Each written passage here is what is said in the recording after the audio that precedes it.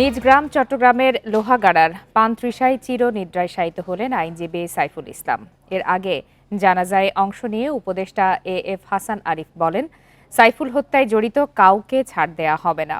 আর বৈষম্য বিরোধী ছাত্র আন্দোলনের আহ্বায়ক হাসনাত আবদুল্লাহর অভিযোগ, ভারত থেকে ষড়যন্ত্র করছে আওয়ামী লীগ ও তার দোসররা।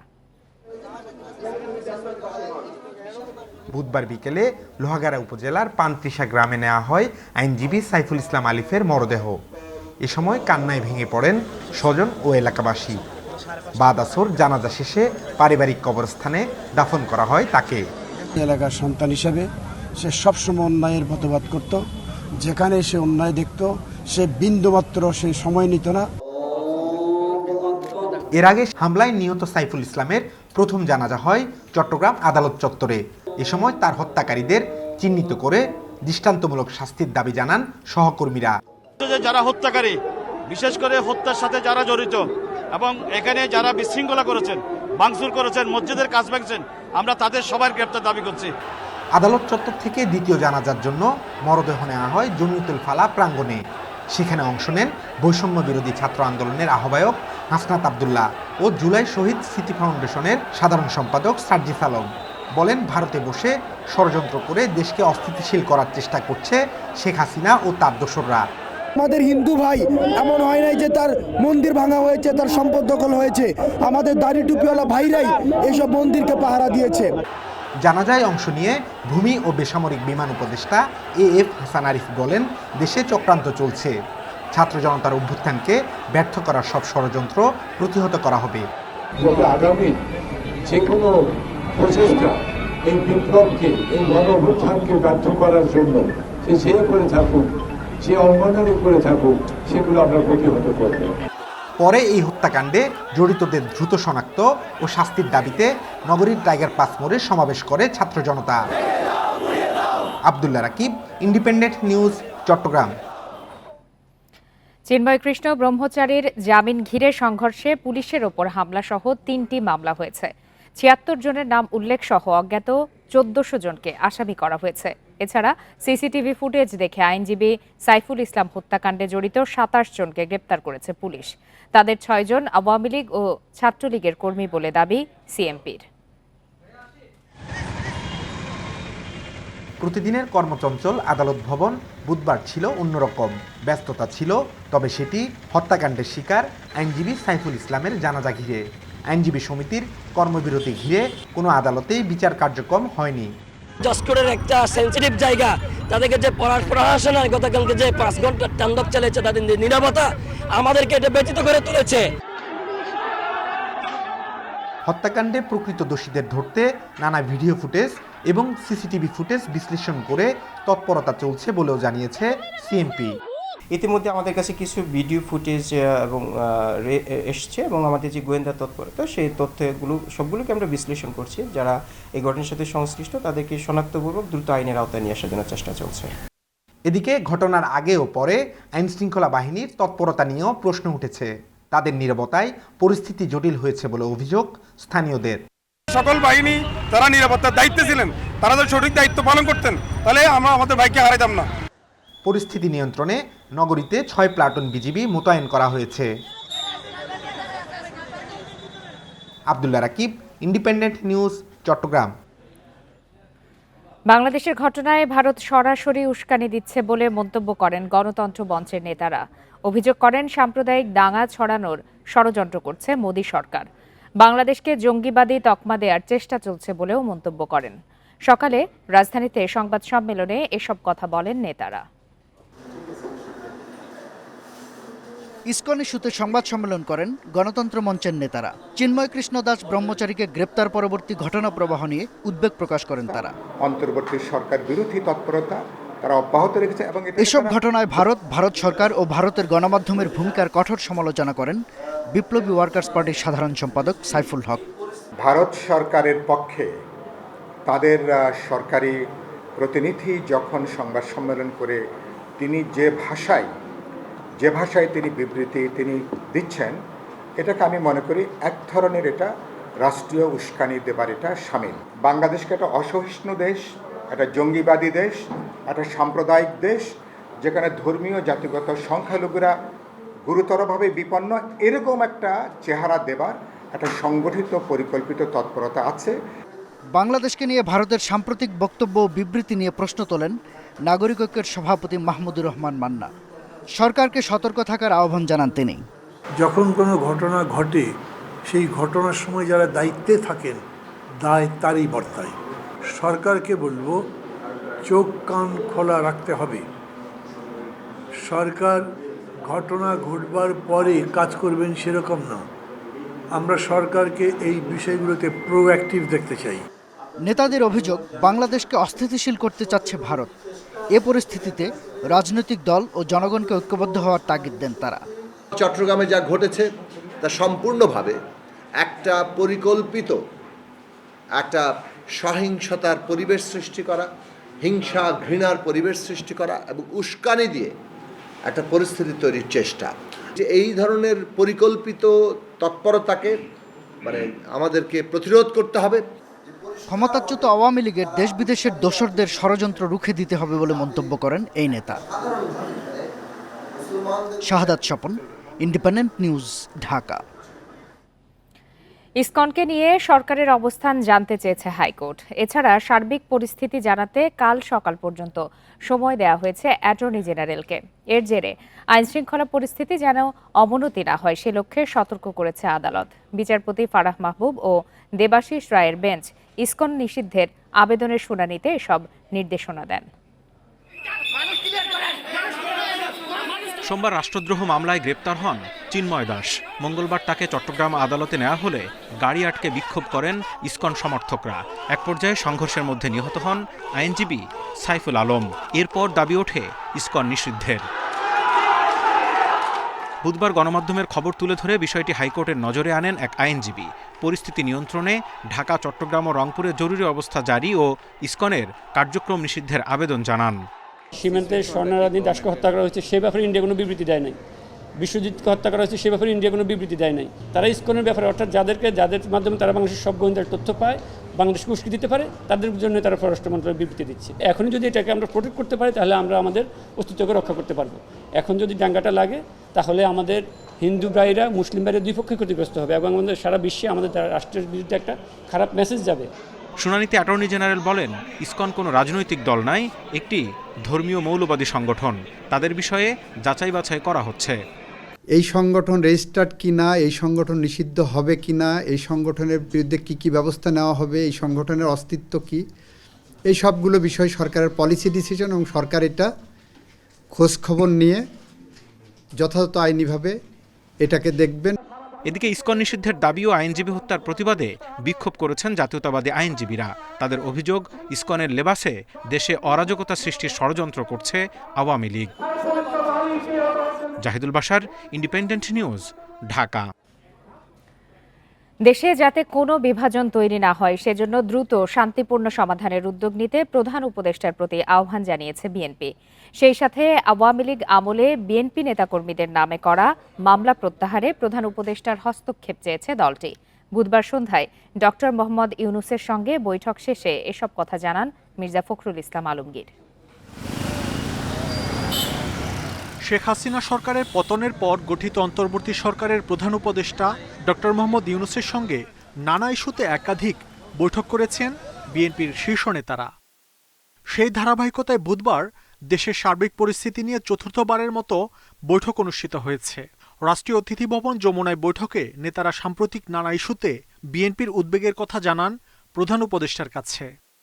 ঘণ্টাব্যাপী বৈঠক শেষে বিএনপি মহাসচিব মির্জা ফখরুল ইসলাম আলমগীর বলেন, মনোযোগ সহকারে বক্তব্য শুনেছেন প্রধান উপদেষ্টা। সাম্প্রতিক ইস্যু ছাড়াও ইউনিয়ন পরিষদ, জাতীয় নির্বাচন সহ নানা বিষয়ে কথা বলেন বিএনপি নেতারা। দেশে যেন কোনো রকম অবস্থার সৃষ্টি না হয় যে সমস্যার মধ্যে দিয়ে বিভাজন সৃষ্টি হবে। এখন যেটা সবচেয়ে বেশি প্রয়োজন আমরা বলে এসেছি, এই মুহূর্তে সেটা সবচেয়ে বড় প্রয়োজন হচ্ছে জাতীয় ঐক্য।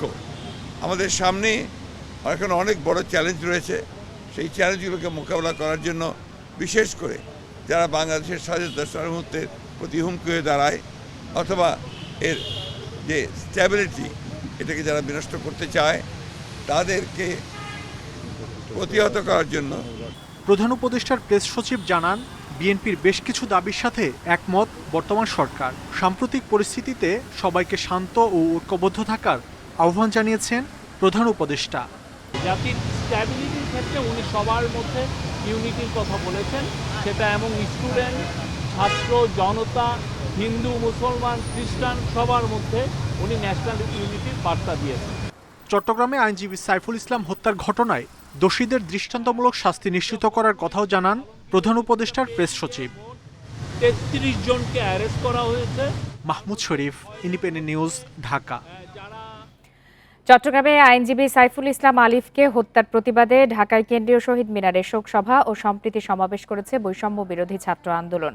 বুধবার বিকালে এই কর্মসূচিতে বিভিন্ন কলেজ, বিশ্ববিদ্যালয়ের শিক্ষার্থী সহ সাধারণ মানুষ অংশ নেন।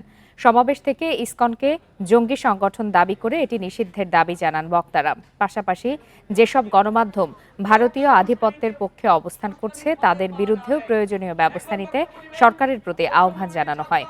তাদের দাবি, পতিত স্বৈরাচারের দোসররা প্রতি বিপ্লব করতে একের পর এক ষড়যন্ত্র করে যাচ্ছে। এদিকে তরুণ এই আইনজীবীকে নৃশংসভাবে হত্যার সঙ্গে যারা জড়িত তাদের বিচার দাবি করেন তারা।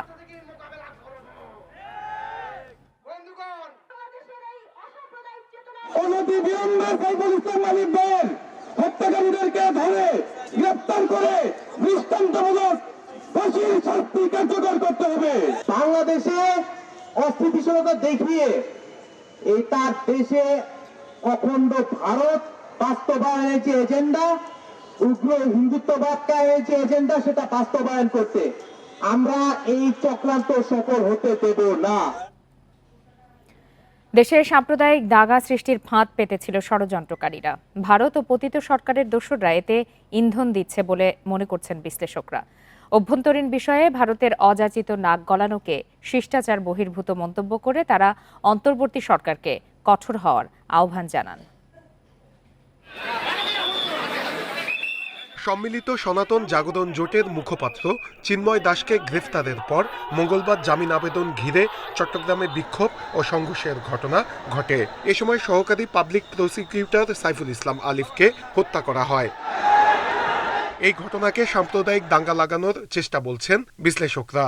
তারা বলছেন, সামাজিক যোগাযোগ মাধ্যমে পতিত আওয়ামী লীগ সরকারের কিছু নেতাকর্মী বিভ্রান্তি ছড়াচ্ছে।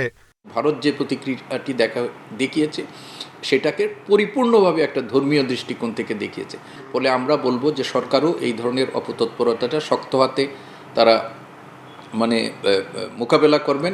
জগন্নাথ হলের প্রাধ্যক্ষ বলেন, বেশিরভাগ ক্ষেত্রে সংখ্যালঘু নির্যাতনের মিথ্যা অভিযোগ এনে উস্কানি দেওয়া হচ্ছে। কোনোভাবেই এ ফাঁদে পা দেওয়া যাবে না। যে কনসেপ্টের উপরে জুলাই বিপ্লব হয়েছে, যে এই দেশটা সবার, আমাদের সবার সমান অধিকার আছে, এবং একটা গ্রুপ যারা পরাজিত ফেসিবাদ, তারা নানাভাবে, নানা গ্রুপে, বিভিন্নভাবে তারা অপকর্ম চালিয়ে যাচ্ছে, এবং যাতে এই সুষ্ঠু সুন্দর যে আমরা যে সুন্দর বাংলাদেশ চিন্তা করছি সেটা যেন সুষ্ঠু সুন্দরভাবে আমরা এগোতে না পারি। বিশ্লেষকরা বলছেন, এই ধরনের ষড়যন্ত্রমূলক পরিস্থিতিতে সবচেয়ে দায়িত্বশীল ভূমিকায় থাকতে হবে আলেম, ওলামা ও মুসল্লিদের। মাদ্রাসার ছাত্র, শিক্ষক, ওলামা, মাশায়েখ এবং সাধারণ ধর্মপ্রাণ আমরা যারা মুসলিম আছি, আমি তাদের প্রতি একটা বিনীত আবেদন থাকবে যে আমি আগে বলেছি যে বিভিন্ন দেশীয় এবং বিদেশি চক্রান্তকারীরা এখানে বিভিন্ন রকম অজুহাত তৈরি ফাঁদ পাততেছে। এই ফাঁদে আমরা কোনোভাবেই পা দেব না। এই দফায় পতিত শক্তি সফল না হলেও আগামীতে এ ধরনের আরও ষড়যন্ত্র হতে পারে। সবাই এক থাকলে কেউ সাম্প্রদায়িক সম্প্রীতি নষ্ট করতে পারবে না বলছেন বিশ্লেষকরা। নূরে আলম, ইন্ডিপেন্ডেন্ট নিউজ, ঢাকা। রাজনৈতিক অনৈক্যই দেশের বর্তমান পরিস্থিতির জন্য দায়ী। সমমনা সব রাজনৈতিক দলকে একসাথে কাজ করার আহ্বান জানিয়েছেন গণফোরামের সভাপতি ডক্টর কামাল হোসেন। বিকালে জাতীয় প্রেস ক্লাবে আলোচনা সভায় তিনি এসব কথা বলেন। সভায় আলোচকরা সতর্ক করেন, দেশে বারবার আন্দোলন হয়েছে, স্বৈরাচারের পতন হয়েছে, কিন্তু আবারও ফিরে এসেছে স্বৈরাচারী শাসন ব্যবস্থা। তাই স্বৈরাচারী সরকারকে তাড়ানোই সমাধান নয়, গণতন্ত্র প্রতিষ্ঠা করতে হলে স্বৈরাচারী ব্যবস্থাকেই নির্মূল করতে হবে। নেতারা মন্তব্য করেন, অন্তর্বর্তী সরকার তাদের মেয়াদ স্পষ্ট করে নির্বাচনী রোডম্যাপ দিলে এমন পরিস্থিতি তৈরি হতো না। বলেন, বর্তমান সরকারকে আরও শক্ত হাতে দেশ পরিচালনা করতে হবে, নইলে গণতন্ত্র ও অর্জিত স্বাধীনতা নস্যাৎ হয়ে যাবে। সমর্থন জুগিয়েছে তারা সেই রাজনীতি এই অনৈক্যর জন্যই কিন্তু আমাদের এই অবস্থা। এতদিন অনৈক্য থাকাতে আমরা এগোতে পারি না। সেই জিনিসটা উনি একদম খুব ভালোভাবে তুলে ধরেছেন যে আজকে সবচেয়ে বড় প্রয়োজন হলো সেই সব যে দলগুলো আছে তাদেরকে ঐক্যবদ্ধভাবে আজকে মাঠে নামা। প্রধানমন্ত্রী রাষ্ট্রপতির ক্ষমতায় ভারসাম্য আনার চিন্তা করা সহজ, তবে বাস্তবায়ন কঠিন মন্তব্য নির্বাচন ব্যবস্থা সংস্কার কমিশনের সদস্য ডক্টর তোফায়েল আহমেদের। সকালে জাতীয় সংসদ ভবনে পিছিয়ে পড়া জনগোষ্ঠীর সঙ্গে মত বিনিময়ে এই মন্তব্য তার। সংলাপে সারা দেশ থেকে আসা প্রতিনিধিরা নির্দলীয় প্রতীকে স্থানীয় নির্বাচনে কালো টাকার প্রবাহ বন্ধ সহ বেশ কিছু সুপারিশ তুলে ধরেন। সুনির্দিষ্ট কিছু প্রস্তাব নেওয়া সম্ভব। নির্বাচন ব্যবস্থা সংস্কারের উদ্দেশ্যে এই মতবিনিময় সভার আয়োজন করে কমিশন। জাতীয় সংসদ ভবনের ক্যাবিনেট কক্ষে এই আয়োজনে অংশ নেন আদিবাসী ও পিছিয়ে পড়া জনগোষ্ঠীর প্রতিনিধিরা। আদিবাসীদের জন্য সংরক্ষিত আসন রাখা, ভোটের নিরাপত্তা নিশ্চিত করা, প্রতিবন্ধীদের জন্য ভিন্ন ব্যালট ব্যবস্থার দাবি জানান প্রতিনিধিরা। আদিবাসী এবং সংখ্যালঘুদের মাঝখান থেকে যদি কোনো আসন নির্ধারিত করা যায় সেখান থেকে তারাই নির্বাচিত হবেন, বিশেষ করে নারীদের ক্ষেত্রে। দৃষ্টি প্রতিবন্ধী ব্যক্তি যারা আছেন তাদের জন্য ব্যালট পেপারে যদি কিছু করা যেতে পারে সেইটার দিকে একটু নজর রাখা। নির্বাচনের আগে, নির্বাচন চলাকালীন সময় এবং নির্বাচনের পরে কোথায় এই দলিতদের ঘরবাড়ি জ্বালানো হয়। দাবি ওঠে নির্দলীয় প্রতীকে স্থানীয় সরকার নির্বাচন করার পাশাপাশি দ্বিকক্ষ বিশিষ্ট সংসদের দাবি পিছিয়ে পড়া জনগোষ্ঠীর প্রতিনিধিদের।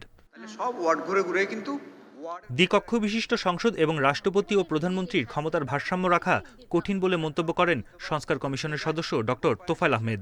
প্রধানমন্ত্রী এবং প্রেসিডেন্টের ভারসাম্য রাখতে হবে, এটা বলা খুব সহজ। সব সরাসরি নির্বাচন করা হবে, এটাও বলা খুব সহজ, কিন্তু এগুলো ইমপ্লিমেন্ট করে এটাকে কার্যকর করা কিন্তু এত সহজ কাজ না।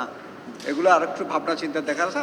সব ধরনের বৈষম্য নিরসনের জন্য সংস্কার কমিশন কাজ করছে বলে জানান বদিউল আলম মজুমদার। আদিবাসী, দলিত কিংবা পিছিয়ে পড়া জনগোষ্ঠী কোনো রকমভাবে বৈষম্যের যেন শিকার না হয়, তারা যেমন সুযোগ পায় এবং তাদের যে ভোটাধিকার থেকে শুরু করে বিভিন্ন ক্ষেত্রে ওই যে আইনি অধিকার এগুলো যেন প্রতিষ্ঠিত হয়, এটা সুস্পষ্টভাবে এসছে। আমার মনে হয় সবাই এর সাথে একমত। এ সময় এনআইডি কার্ডে নামের ভুল সংশোধনের দাবিও জানান আলোচকরা। আচ্ছা, আমি জাস্ট আমার বন ইবনে কামাল, ইন্ডিপেন্ডেন্ট নিউজ, ঢাকা। আর এই ছিল আজকের বিরতিহীন রাত 9টায় বাংলাদেশে। ইন্ডিপেন্ডেন্ট টেলিভিশনের সব খবরের আরও বিস্তারিত জানতে চোখ রাখুন ফেসবুক, ইউটিউব আর এক্সে। আমন্ত্রণ আমাদের পরের আয়োজন দেখার।